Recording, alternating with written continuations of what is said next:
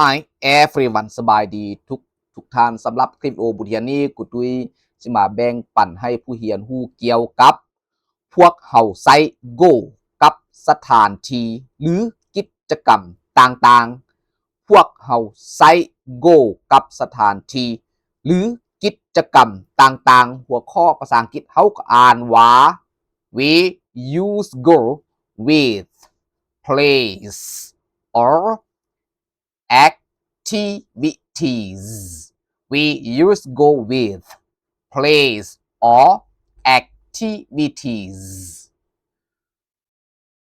มีบทเรียนรายละเอียดคือเท่าใดนั้นเฮาไปเรียนรู้พร้อมกันกับครูตุ้ยเลย Go home. Go home. กลับบ้านกลับบ้าน Go down town. Go down town. ไปในตัวเมืองไปในตัวเมือง Go abroad.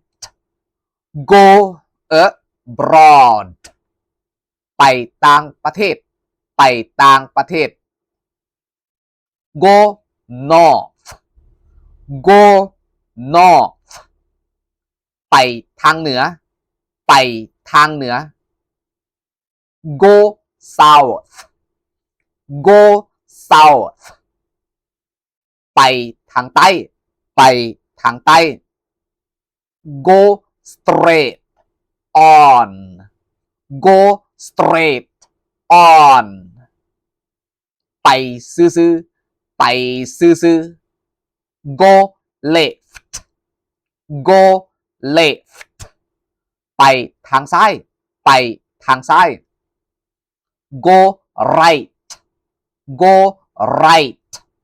ไปทางขวาไปทางขวา Go crazy.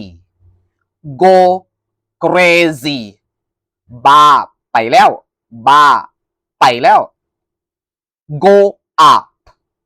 Go up. ขึ้นไปขึ้นไป Go down. Go down. ลงไปลงไป Go up stairs. Go up stairs. ขึ้นไปชั้นถึงขึ้นไปชั้นถึง Go down stairs. Go down stairs. ลงไปชั้นลุมลงไปชั้นลุม Go shopping. Go shopping. ไปซื้อเครื่องไปซื้อเครื่อง Go running. Go running. ไปแลนไปแลน Go skiing. Go skiing. ไปลินสกีไปลินสกี Go dancing. Go dancing. ไปเต้นไปเต้นเฉพาะ dance นี่อ่านได้สองเสียงก็คือ dance หรือว่า dance ถูกทั้งสองเด้อ Go fishing. Go fishing. ไปตึกปลาไปตึกปลา Go swimming. Go swimming.